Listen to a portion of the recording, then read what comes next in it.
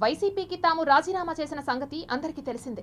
తాము ఏ పార్టీలో చేరబోతామని 2-3 రోజుల్లో తిరుపతి ప్రజానికానికి తెలియజేస్తామని అన్నా సోదరులు తెలిపారు. తిరుపతి ప్రెస్ క్లబ్ లో ఏర్పాటు చేసిన విలేకరుల సమావేశంలో అన్నా రామకృష్ణ, అన్నా రామచంద్రయ్య, అన్నా మల్లీశ్వరి మాట్లాడుతూ తాము రానున్న రోజుల్లో ఏ పార్టీలో చేరబోతామనే అంశాన్ని మీడియా ముఖంగా తెలియజేస్తామని, ఇప్పటికే బీజేపీ, జనసేన, కాంగ్రెస్ పార్టీలు తమని పార్టీలోకి ఆహ్వానించారని, మమ్మల్ని వెన్నంటి ఇన్ని సంవత్సరాలు నడిపించిన మిత్రులు, శ్రేయోభిలాషుల యొక్క సూచనలు, సలహాల మేరకు ఏ పార్టీలో చేరబోతామన్న అంశం అతి త్వరలో మీడియాకు తెలియజేస్తామని తెలిపారు. మేము వైఎస్ఆర్సీపీ పార్టీకి నేను రాజీనామా చేయదలుచుకున్నాను. అది తెలియజేయడానికి మీ దగ్గరికి రావడం జరిగింది. ఎందుకు అంటే మా కుటుంబం పట్ల ఆది నుంచి అనగదొక్కడం అనేది మీరందరూ కూడా గమనించినారు. మీ అందరికి కూడా తెలియంది కాదు. అంతేగాని మేమే పదవిని కానీ మేమైతే అడగల.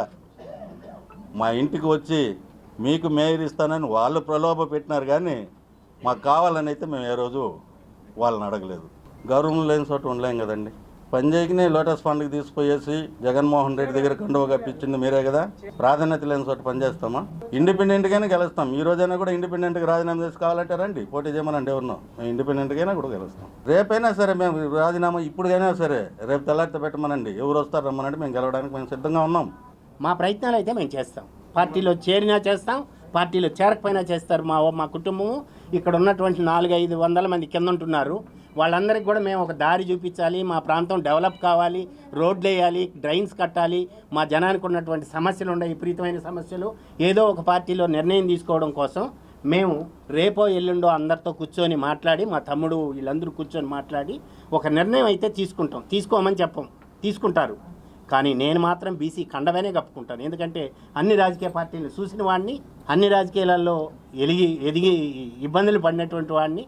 నా కుటుంబము, మా పంచాయతీ, మా టౌన్లో మాకున్నటువంటి ఫాలోవర్స్ ఒక నిర్ణయం త్వరలో తీసుకుంటున్నాము.